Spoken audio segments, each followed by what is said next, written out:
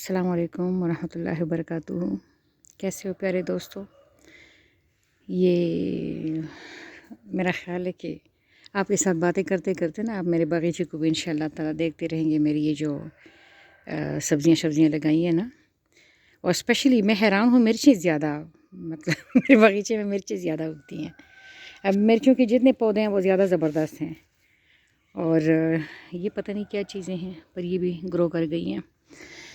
اچھا، وہ ایک مزیدار بات پتہ نہیں مزیدار ہے کہ نہیں ہے، لیکن ایک بات بتا رہی ہوں۔ ابھی جب میں ناشتہ بنا رہی تھی نا، تو توا میں نے رکھا، اپنے لیے پراٹھا بنا رہی تھی، تو ساتھ میں موبائل کے ساتھ میں ہر وقت لگی رہتی ہوں، اللہ معاف کرے نا۔ تو ایک اسٹوڈنٹ کا نا میسج آیا، تو شاید ہو سکتا ہے اس کی وہ کوئی رشتے کی بات ہو رہی ہو۔ ایک پرانا اسٹوڈنٹ ہے، مطلب ماشاءاللہ ایجوکیشن کمپلیٹ کر گیا ہے۔ تو مجھے کہتے ہیں، میم اگر بندہ کسی کو اپنے لائف پارٹنر کے طور پہ سلیکٹ کر رہا ہو، تو اس میں کون سی خوبی ہونی چاہیے، کون سی خوبی دیکھنی چاہیے؟ نہیں، اس کا سوال تھا کہ کیسی عورت صحیح ہوتی ہے، کیسی عورت صحیح ہوگی نا۔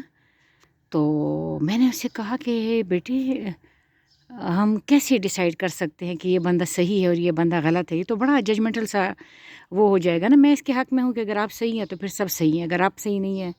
لیکن یہ بھی ایسی بات ہے کہ اگر آپ کہیں کہ یہ کتا مجھے اس لیے نہیں کاٹے گا کیونکہ میں نے اس کتے کو نہیں کاٹا نا، تو بعض دفعہ ایسا ہوتا ہے۔ یہ ایک لمبی بحث ہے، انشاءاللہ تعالیٰ اس پہ پھر کبھی بات کریں گے۔ ابھی تو اس لڑکے کا سوال تھا کہ، تو میں نے اسے کہا کہ بیٹا، ہم کس طرح وہ کر سکتے ہیں، جج کر سکتے ہیں کہ یہ بندہ صحیح ہے اور یہ بندی صحیح ہے اور یہ غلط ہے؟ تو اس نے کہا کہ پھر بھی کوئی کرائٹیریا تو ہونا چاہیے، ہوگا، کچھ تو ہوگا۔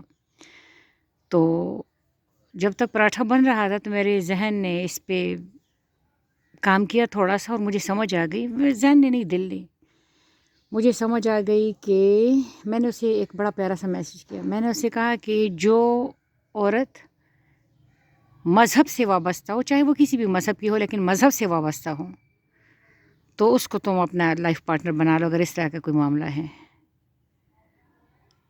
کیونکہ مذہب کے ساتھ وابستہ شخص اپنے آپ کو اللہ کو جواب دہ سمجھے گا۔ تو میں نے اسے کہا کہ اگر وہ تمہارے ماں باپ کے ساتھ بدتمیزی نہیں کرے گی، کیونکہ اسے نا اس کے دل میں ہوگا کہ اللہ تعالیٰ نے منع فرمایا ہے کہ بڑوں سے بدتمیزی نہیں کرنی۔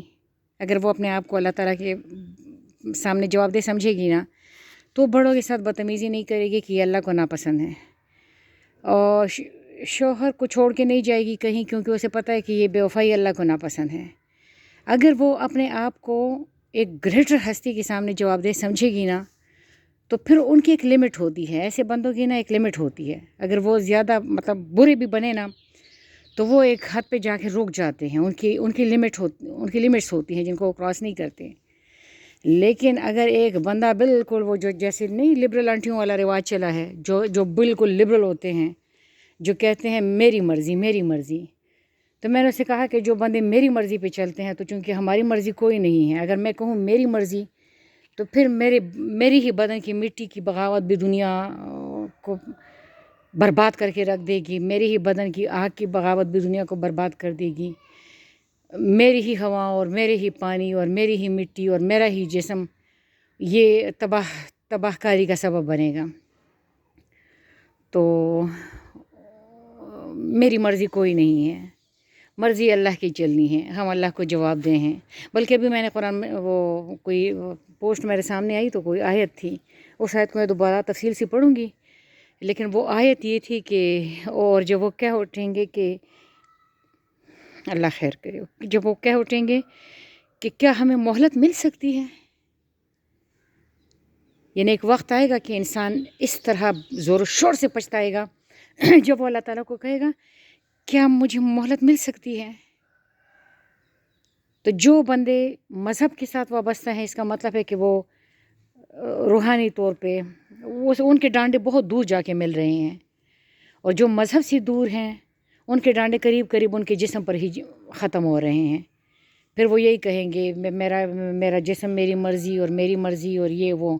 لیکن اگر ایک بندہ مذہب سے وابستہ ہے تو پھر وہ اللہ کی مرضی کو پریورٹی دے گا, اور کہیں نہ کہیں کسی نہ کسی جگہ پہ اس کو رکنا پڑے گا کہ اس کے رب کو یہ بات ناپسند ہے. اللہ تعالیٰ آپ کو خوش رکھے. اور پتہ نہیں میں نے اپنی بات سمجھانے میں کامیاب ہوئی ہوں یا نہیں, لیکن بہرحال اس کو میں نے یہ جواب دیا تھا. اللہ حافظ.